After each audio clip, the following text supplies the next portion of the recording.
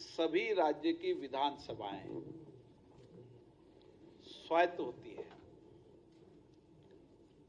और नियम प्रक्रियाओं में किसी भी विधानसभा की कार्रवाई के लिए सरकार बिजनेस तय करती है। सरकार के अंदर जो उनकी सब कमेटी होती है वह सदनों का समय और बिजनेस तय करती है, लेकिन हम ये प्रयास करेंगे। पूर्व में भी कई बार पीठासीन अधिकारियों सम्मेलन में अलग अलग समय पर इस तरीके के संकल्प लिए और हमारा लगातार प्रयास रहता है। पहले 60 दिन का संकल्प था, हमने 60 दिन का संकल्प नहीं लिया।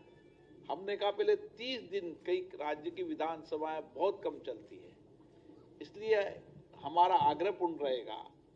हम सभी राज्य के विधानसभाओं के स्पीकर भी सभी राजनीतिक दलों से भी बात करेंगे, सरकार से भी बात करेंगे। हम भी सभी राज्यों के सरकारों से, वहां राजनीतिक दलों से बात करेंगे।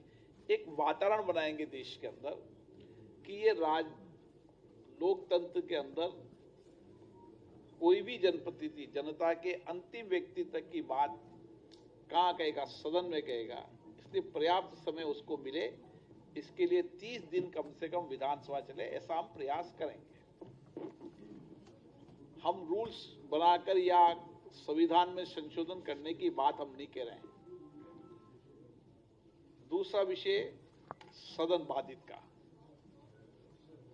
मैंने पूर्व में कहा है कि नियोजित तरीके से सदन को बाधित करना,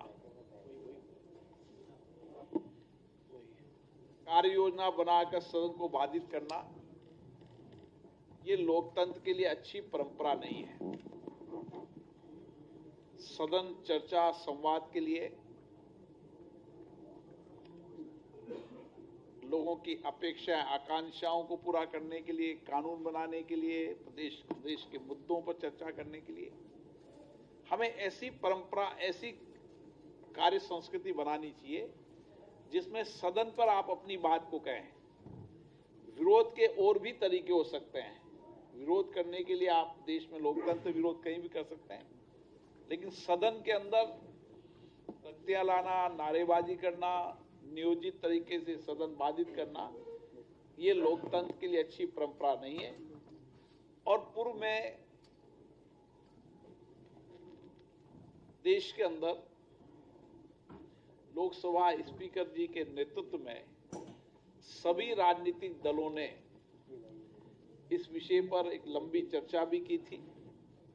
हम फिर प्रयास करेंगे और धीरे धीरे वातावरण बनेगा कि एक दिन भी और एक घंटे भी सदन बाधित नहीं हो। सदन में अपनी बात को कहें, विरोध करें। सहमति असहमति लोकतंत्र की ताकत है। जब आपको समय मिले, जब अपनी आप बात कहें,